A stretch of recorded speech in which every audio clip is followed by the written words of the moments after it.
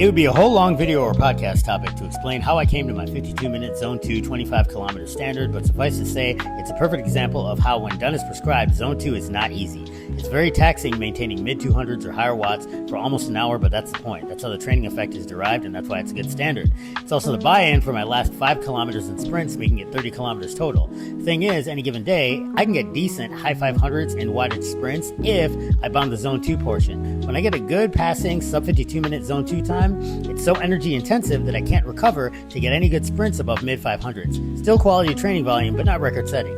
My immediate goal, as I've mentioned in the past, is to hit 10 watts per kilogram on the sprints. If I stay between 66 and 68 kilos like I've been, that's going to take around 670 to 680 watts a sprint. The chances of that happening after a passing sub-52-minute Zone 2 portion is unlikely as I've been. Well, today, not only did I pass the Zone 2 portion, unlike my previous lifetime PR last week, where the Zone 2 was like 53 minutes and change, but I also exceeded last week's wattage by almost 20 watts on the low end and almost 10 watts on the high end.